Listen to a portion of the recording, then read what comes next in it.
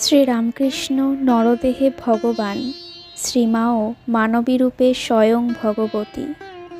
ষোড়শী পূজার মাধ্যমে শ্রীরামকৃষ্ণ মায়ের সুপ্ত দেবীত্বকে জাগ্রত করেছিলেন।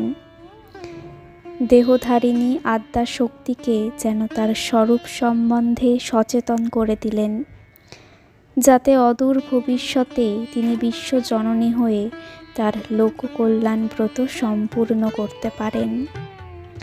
দেহত্যাগের আগে ঠাকুর স্পষ্টভাবে মাকে সেই দায়িত্ব দিয়ে গেলেন। কাশীপুরে ঠাকুর যখন ক্যান্সারে অসুস্থ, তখন মাকে একদিন অনেকটা অনুযোগের সুরে বললেন, হ্যাঁ গা, তুমি কি কিছু করবে না? নিজেকে দেখিয়ে বললেন, এই সব করবে? মা বললেন, আমি মেয়ে মানুষ, আমি কি করতে পারি? ঠাকুর তখনই উত্তর দিলেন, না না, তোমাকে অনেক কিছু করতে হবে।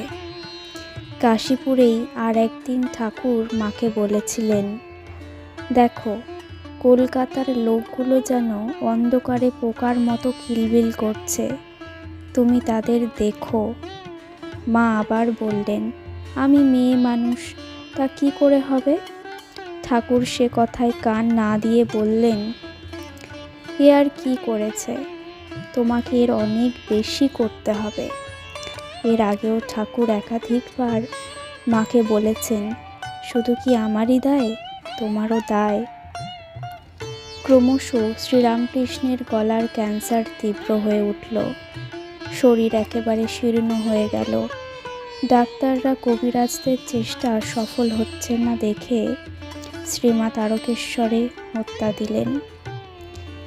নিরম্বু উপবাস করে পড়ে রইলেন দুদিন।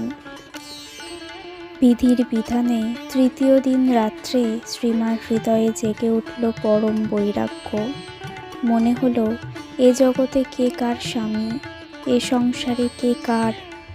ব্রত ভঙ্গ করে ফিরে এলেন তিনি। শ্রীরামকৃষ্ণ রহস্য করে বললেন, কি গো, কিছু হলো? কিছুই না। অবশেষে 31শে শ্রাবণ রাত 1:02 শ্রীরামকৃষ্ণ দেহত্যাগ করলেন। পরদিন সন্ধ্যাবেলা মা যখন সব অলংকার খুলে ফেলে শেষে সোনার বালাজোড়াও খুলতে যাচ্ছেন, ঠাকুর তখন সম্পূর্ণ সুস্থ মূর্তিতে আবির্ভূত হয়ে তার হাত চেপে ধরলেন। বললেন, আমি কি মরেছি যে তুমি এ স্ত্রীর জিনিস হাত থেকে খুলে ফেলছ? মা আর বালা খুললেন না। আর তিনি বিধবার বেশ পরেননি, সরু লাল পেরে কাপড় পরতেন, আর হাতে ওই দুগাছা বালা থাকত। ঠাকুরের বিরহ ভুলবার জন্য মা 1 বছর তীর্থে তীর্থে ঘোরেন। সঙ্গে ছিলেন গোলাপ মা, লক্ষ্মী দেবী, মাস্টার মশাইয়ের স্ত্রী এবং স্বামী যোগানন্দজি, অভেদানন্দজি ও অদ্ভুতানন্দজি। বিভিন্ন তীর্থে ঘোরবার সময় বারবার ঠাকুরের দর্শন পেয়ে মায়ের মন অনেকটাই শান্ত হয়। তারপর ফিরে এসে কামারপুকুরেও মা ঠাকুরের দর্শন পান। একদিন দেখলেন সামনের রাস্তা দিয়ে ঠাকুর আসছেন, আর তার পেছন পেছনে চলেছেন নরেন্দ্র, বাবুরাম, রাখাল প্রভৃতি। মা দেখলেন ঠাকুরের পাদপদ্ম থেকে জলের ঢেউ বেরিয়ে আসছে। মা বুঝলেন, ইনিই তো সব, এর পাদপদ্ম থেকেই তো গঙ্গা। মুঠো মুঠো জবা ফুল ছিঁড়ে মা সেই গঙ্গায় পুষ্পাঞ্জলি দিতে লাগলেন। শেষে ঠাকুর নরেন্দ্রের দেহে মিলিয়ে গেলেন। ঠাকুর সেদিনও মাকে বলেছিলেন, তুমি হাতের বালা ফেলো না। বৈষ্ণবতন্ত্র জানো তো? বৈষ্ণবতন্ত্র অনুযায়ী মায়ের চিন্ময় স্বামী, কাজেই মায়ের বৈধব্য অসম্ভব। কিন্তু তবুও মায়ের মনে হতো তিনি যেন নিঃসঙ্গ। অমন সোনার মানুষই চলে গেছেন, কি হবে দেহ রেখে? এই সময়কার কথা মা নিজেই বলেছেন পরবর্তীকালে। যখন ঠাকুর চলে গেলেন, আমারও ইচ্ছে হলো আমিও চলে যাই। তিনি দেখা দিয়ে বললেন, না, তুমি থাকো। অনেক কাজ বাকি আছে। শেষে দেখলুম তাই তো, অনেক কাজ বাকি। এই সময় মা একদিন দেখলেন লাল কাপড় পরা 10-12 বছরের একটি মেয়ে সামনে ঘুরে বেড়াচ্ছে। ঠাকুর তাকে দেখিয়ে বললেন, একে আশ্রয় করে থাকো, তোমার কাছে কত সব ছেলেরা এখন আসবে। পরক্ষণেই মেয়েটিকে আর ঠাকুরকে দেখা গেল না।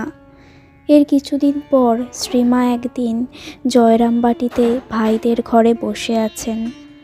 ছোট ভাই অভয়ের বিধবা স্ত্রী সুরবালা তখন বদ্ধ পাগলা। মা দেখলেন সুরবালা কতগুলি কাঁথা কোলে করে আপন খেয়ালে চলছে, আর তার শিশুকন্যা রাধু হামা দিয়ে কাঁদতে কাঁদতে পেছনে পেছনে চলছে। দেখেই মায়ের বুকের ভেতরটা কেমন করে উঠল। তিনি ভাবলেন, তাই তো, একে আমি না দেখলে আর কে দেখবে। বাবা নেই, মা ওই পাগল। ছুটে গিয়ে তিনি রাধুকে কোলে তুলে নিলেন, আর সঙ্গে সঙ্গে ঠাকুর দর্শন দিয়ে বললেন, এই সেই মেয়েটি, একে আশ্রয় করে থাকো, এটি যোগমায়া। এইভাবে রাধুকে কেন্দ্র করে শ্রী মায়ের ঊর্ধ্বমুখী মন জগতে ফিরে এলো। তার ফলেই পরবর্তী 33 বছর ধরে জগৎ মায়ের সেই অপূর্ব মাতৃলীলা প্রত্যক্ষ করতে পেরেছে, যার দৃষ্টান্ত জগতে আর নেই। মা নিজেই পরবর্তীকালে বলেছেন, দেখো, সব বলে কি না আমি রাধু রাধু করেই অস্থির, তার উপর আমার বড় আসক্তি। এই আসক্তিটুকু যদি না থাকতো, তাহলে ঠাকুরের শরীর যাবার পর এই দেহটা থাকতো না। তার কাজের জন্যই রাধি রাধি করিয়ে এই শরীরটা রেখেছেন।